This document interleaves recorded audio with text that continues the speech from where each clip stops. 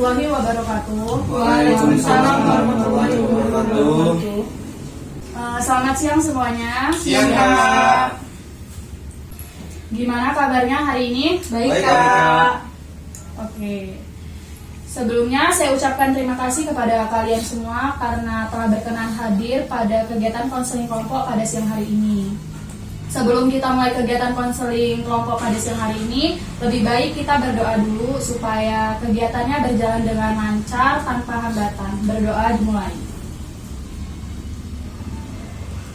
Berdoa selesai. Seperti yang telah saya utarakan di awal tadi, bahwa pada siang hari ini kan kita bakal ngelakuin konseling kelompok. Nah, teman-teman di sini udah ada yang pernah ngelakuin sesi konseling kelompok belum sebelumnya? Belum, Kak. Belum pada tahu nih apa itu konseling kelompok. Jadi di sini saya bakal ngejelasin secara singkat apa itu sesi konseling kelompok dan tujuannya itu apa sih. Jadi konseling kelompok itu adalah suatu kegiatan yang dilakukan dalam suasana kelompok untuk membahas satu permasalahan yang dialami oleh anggota kelompok.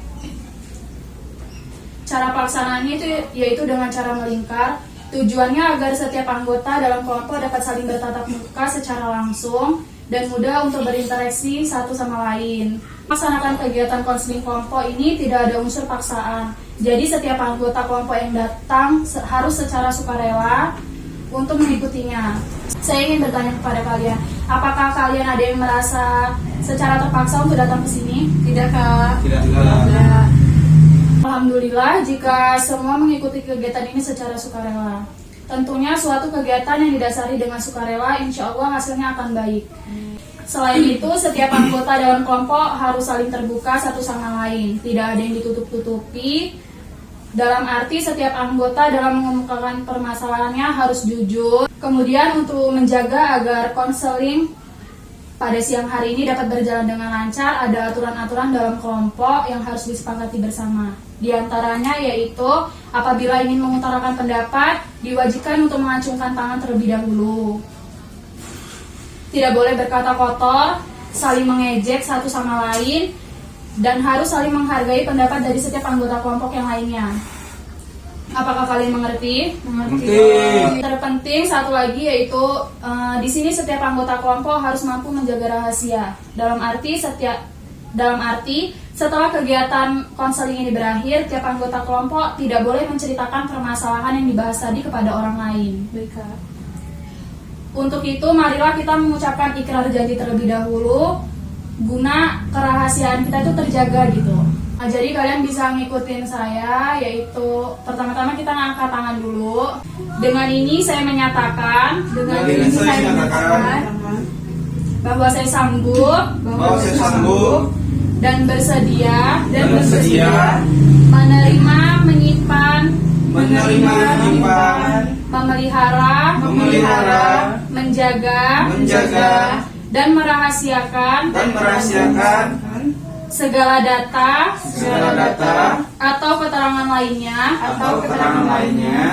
yang tidak boleh, dan tidak layak, diketahui, oleh orang lain,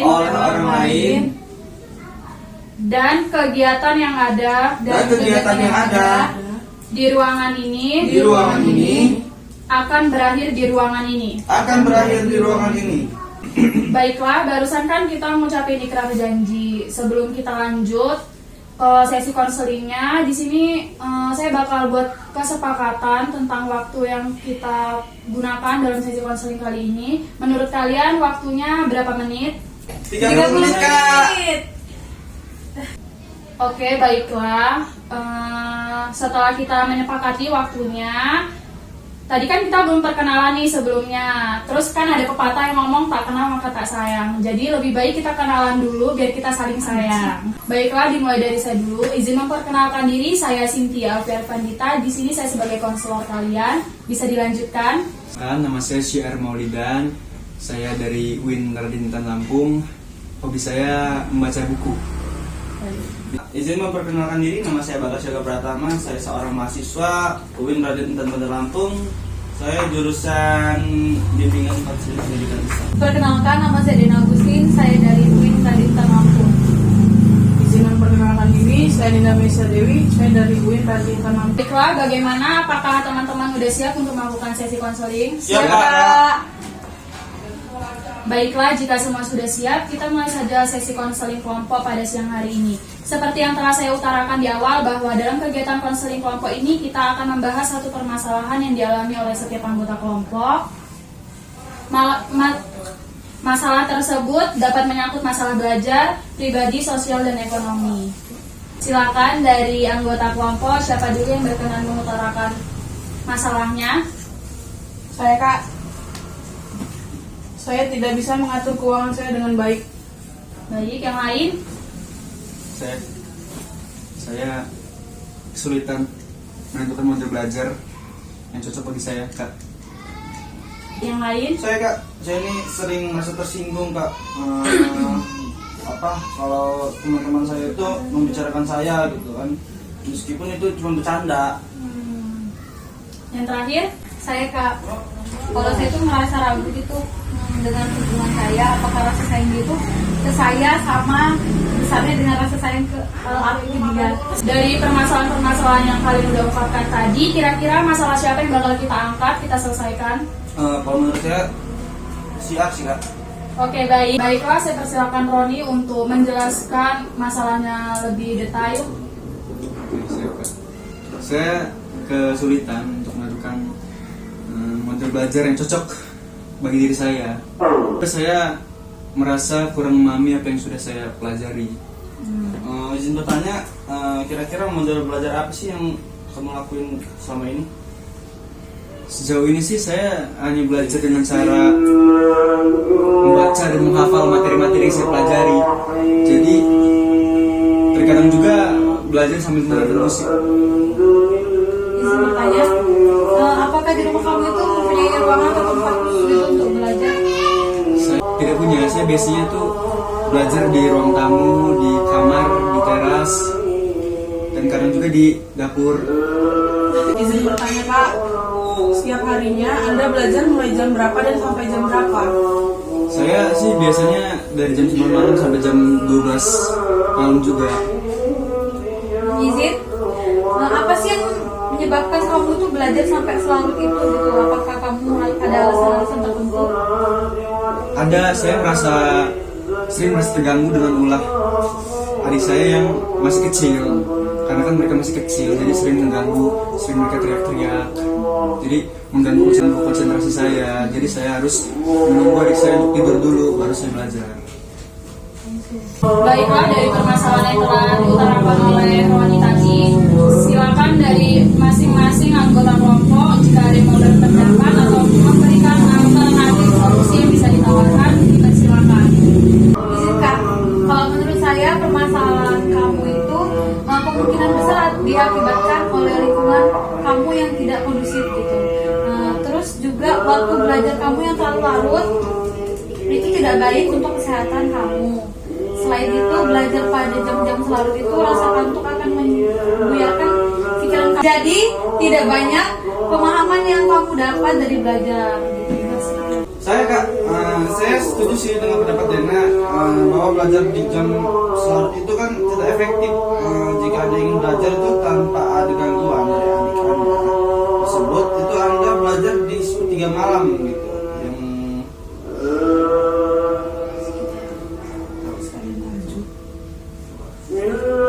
Dengan catatan sebelumnya Anda harus sudah tidur terlebih dahulu. Hal ini kan ada pikiran Anda tuh refresh gitu kan saat belajar. Jadi materi itu gampang masuk gitu. Belajar, kamu bisa mencoba belajar dengan membuat resuman. Selain kamu menulis, otomatis kamu juga membaca. Jadi kalau kamu ingin belajar lagi, tinggal baca resumen kamu tersebut. Oke, siapa lagi yang ingin mengungkapkan pendapatnya atas permasalahan yang dialami oleh Roni? Cukup Kak. Jika tidak ada lagi yang ingin memberikan pendapatnya, saya akan menyimpulkan pendapat dari teman-teman tadi, yaitu usahakan Anda mempunyai tempat belajar yang efektif. Seperti tadi dicontohkan oleh Bagas, yaitu bisa aja waktu belajarnya itu diubah, kayak bangun jam 3 pagi untuk belajar, karena Di jam segitu tuh suasananya sangat hening, enak untuk dibuat belajar. Juga mengenai model belajar, Anda dapat mencoba belajar dengan membuat resumen. Yang terakhir, satu pesan dari saya, tiada yang sulit di dunia ini jikalau kita mau berusaha. Baiklah, kelihatannya waktu kita udah hampir habis. Marilah kita tutup kegiatan konseling purpose yang hari ini. Tetapi sebelumnya, saya ingin mengetahui bagaimana tanggapan atau perasaan dari masing-masing anggota, khususnya kepada Roni sebagai konselor yang masalahnya diangkat oleh kita. Saya enggak, Kak, karena saya sudah mengutarakan permasalahan saya, dan saya juga sangat berterima kasih para teman-teman yang sudah ikut serta dalam konseling ini, dan juga berterima kasih karena mereka telah memberikan alternatif solusi bagi saya yang mungkin bisa saya praktikkan ketika saya belajar nanti. Baiklah, kita tiba di penghujung kegiatan. Saya ucapkan terima kasih banyak kepada teman-teman sekalian yang telah berpartisipasi dalam kegiatan ini. Di awal tadi kan kita buka dengan berdoa, maka di akhir ini juga kita tutup dengan berdoa. Berdoa dimulai. Berdoa selesai. Baik, saya selaku konselor mohon maaf apabila ada kesalahan kata. Saya akhiri. Wassalamualaikum warahmatullahi wabarakatuh. Waalaikumsalam warahmatullahi wabarakatuh.